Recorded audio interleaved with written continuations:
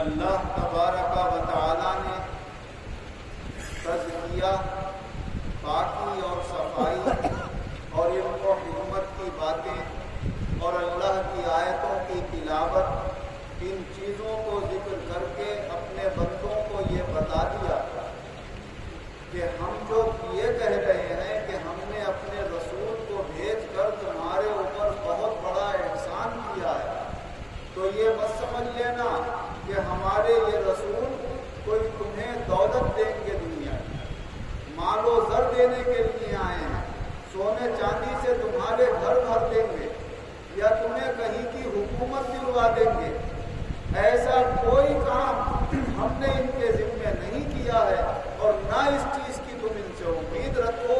یہ سب مادی ترقیاں اور کامیابیاں ہیں جو اس دنیا میں ہی فنا ہو جانے والی ہیں، یہ تو تمہیں وہ نعمتیں دینے کے لیے آئے ہیں جو آخرت میں ہمیشہ کام آنے والی ہیں۔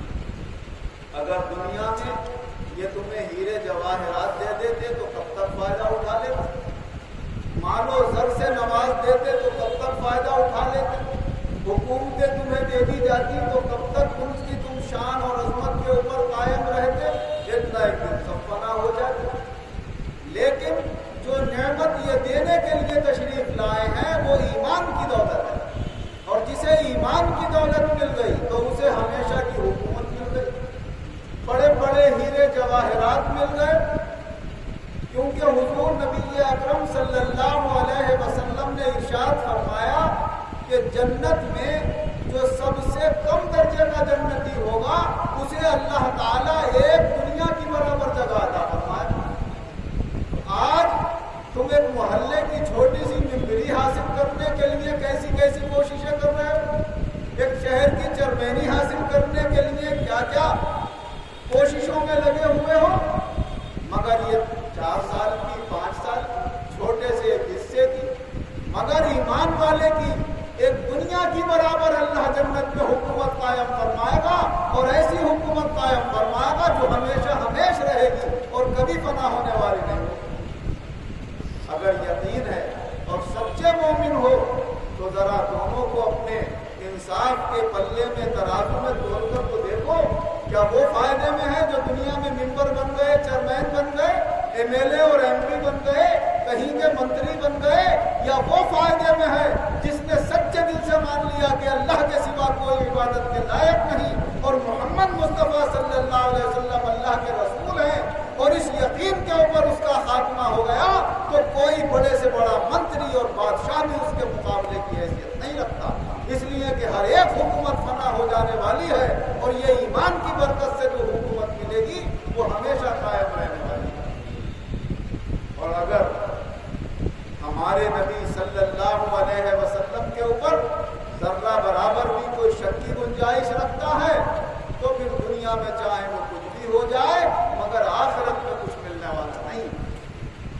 جنہوں نے حضور نبی اکرم صلی اللہ علیہ وسلم کے چہرہ انور کو دیکھ کر سمجھ لیا یہ اللہ کے سچے رسول ہیں، انہیں کسی معجزے کی ضرورت نہیں، وہ تو چہرہ انور ہی آپ کا معجزہ تھا۔ جنہوں نے آپ کی نصیحتیں سن کر، آپ کے مبارک کلمات سن کر ایمان قبول کر لیا، انہیں کسی معجزے کی ضرورت نہیں تھی، وہ سمجھ گئے کہ یہ کوئی عجیب شخص ہے، جو کوئی دنیا کا انسان ایسا نہیں ہو سکتا، یہ واقعی اللہ کے رسول ہے۔ جب حضور نبی اکرم صلی اللہ علیہ وسلم کے پاس ایک شخص آیا اور آ کر کہنے لگا، میں نے سنا ہے کہ آپ کو جنون اور دیوانگی لاحق ہو گئی اور میں جنون کا علاج کرتا ہوں، اگر آپ اجازت دیں تو میں آپ کا علاج کروں۔ تو حضور صلی اللہ علیہ وسلم نے اس کے سامنے خطبے کے چند کلمات پڑھا، نحمدہ و نصلی علی رسولہ الکریم اما بعد، اور اس طرح کے کلمات پڑھا۔ تو ذرا پھر سے پڑھنا، حضور اکرم نے پھر سے پڑھا، ہمارے یہ کلمات تو سمندر کی گہرائی میں پہنچے ہوئے ہیں، ان کلمات سے تو پتہ چل رہا ہے یہ کسی بندے کا کلام نہیں ہے، آپ واقعی اللہ کے رسول ہیں، لائیے ہاتھ لائیے، میں آپ سے بیعت کرتا ہوں، کلمہ پڑھا۔ تو یہاں نہ کوئی معجزہ دیکھا، نہ کوئی کرامت دیکھی، کلمات مبارکہ جو زبان سے نکلے اس کے دل میں اثر کر دیا اور ایمان قبول کر لیا اس نے۔ اور پھر بھی اللہ تبارک و تعالیٰ نے کبھی کبھی کبھی آپ کی ذات گرامی سے معجزات یوں ظاہر فرمائے کہ جن کے ایمان ہیں ان کے ایمانوں میں اور زیادہ قوت پیدا ہو جائے.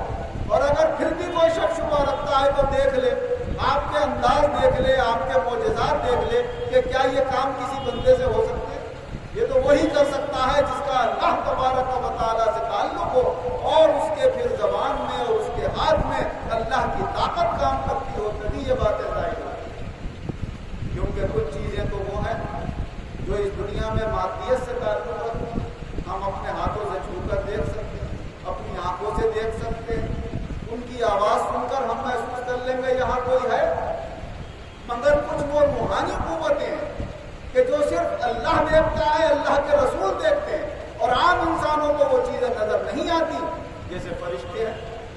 اب اگر یہاں فرشتے موجود ہیں تو ہمیں اور آپ کو کیا پتا کتنے فرشتے ہیں، کہاں بیٹھے ہوئے ہیں، کیا شکل و صورت ہے، لیکن اللہ کے فرشتے موجود ہیں. کیونکہ ہمارے رسول صلی اللہ علیہ وسلم نے فرمایا جہاں اللہ اور اس کے رسول کا ذکر ہوتا ہے وہاں انسانوں سے بھی زیادہ تعداد میں اللہ کے فرشتے موجود ہوتے ہیں، اور اس محفل سے اٹھ کر اللہ کے دربار میں جا کر وہاں کی محفل کی شہادت اور گواہی دیتے ہیں. تفصیل سے لمبی وہ حدیث پاک. چنانچہ ایک مرتبہ ایسا ہی ہوا کہ حضور نبی اکرم صلی اللہ علیہ وسلم اپنے صحابہ کو ساتھ لے کر اور پوری ایک فوج بنا کر مدینہ منورہ سے روانہ ہوا، اور 2 میل چل کر ایک مقام آیا عثمان. وہاں پر آپ کا ڈیرا ڈال دیا. مدینے میں آپ کا ساتھ منافق بھی رہا کرتے تھے. منافق ہوتے تو کلمہ بھی پڑھتے تھے، نماز بھی پڑھتے تھے، جہاد میں بھی ساتھ جاتے تھے، مگر دلوں میں دشمنی بیٹھی ہوئی تھی رسول اکرم صلی اللہ علیہ وسلم کی اور مسلمانوں کی. موقع کی تلاش میں رہتے تھے کہ ان کے ساتھ رہ کر اندر کا دشمن بن کر کبھی نہ کبھی ان کو نقصان پہنچایا جائے. مگر نہ اللہ سے کچھ ہوا، نہ اللہ کے رسول سے کچھ چھپا ہوا.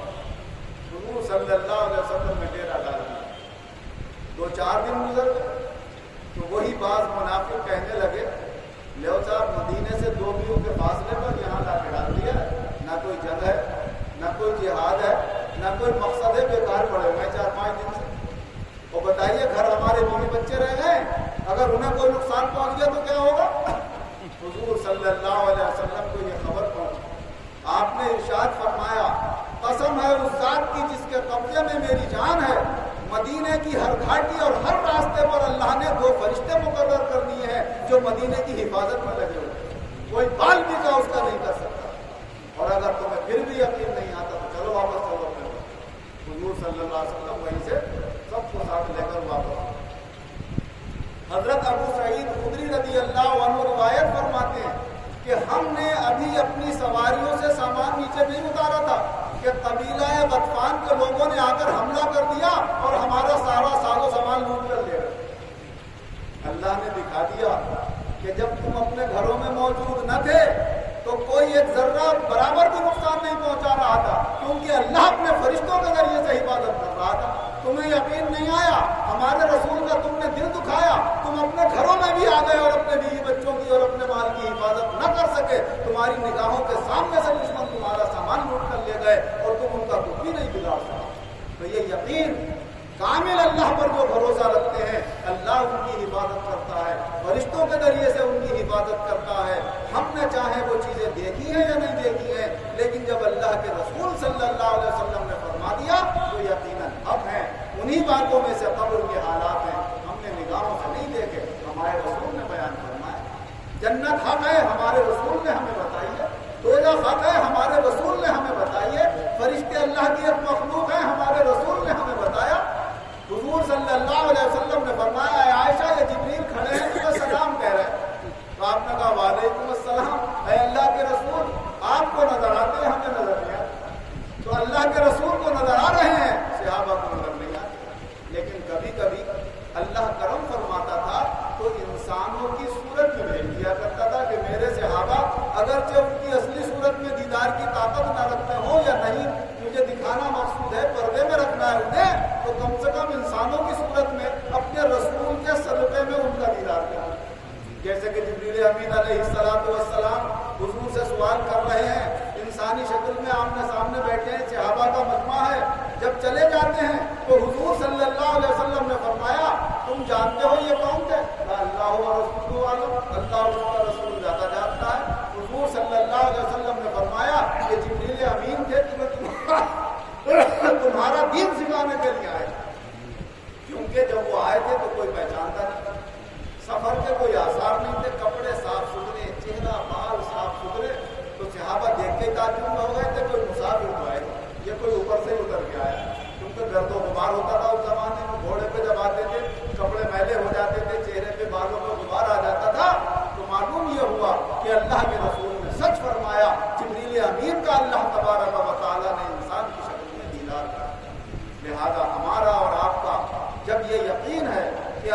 حق ہے، اللہ کے رسول حق ہیں، تو اللہ اور اس کے رسول کا فرمان بھی حق ہے، ہمارا قرآن بھی حق ہے، ہماری حدیث بھی حق ہے، ہمارا دین بھی حق ہے۔ اگر ذرہ برابر بھی شک شبہ ہے تو ہمارا ایمان سے کوئی تعلق نہیں۔ اللہ تبارک و تعالیٰ جو ہمارے ایمانوں میں کمزوری ہے اسے دور فرمائے، ہمارے ایمانوں میں 100% کامل یقین و ایمان قائم فرمائے، اور یہ ایمان و یقین اللہ ہمارا دنیا اور آخرت دونوں جہان کا قائم رکھے۔ آمین۔ وآخر دعوانا ان الحمد للہ رب العالمین والعاقبۃ للمتقین والصلاۃ والسلام علی خیر خلقہ محمد وآلہ وصحبہ اجمعین۔ اے اللہ ہمارے گناہوں کو معاف فرما، آئندہ گناہوں سے بچنے کی توفیق عطا فرما۔ اس دنیا کے دھوکے سے جو ہمیں ایک دن دھوکہ دے جانے والی ہے، ہماری ہمیشہ حفاظت، جس کی محبت ہمارے دل سے دور کرنا، اور جو ہمیشہ ہمارے کام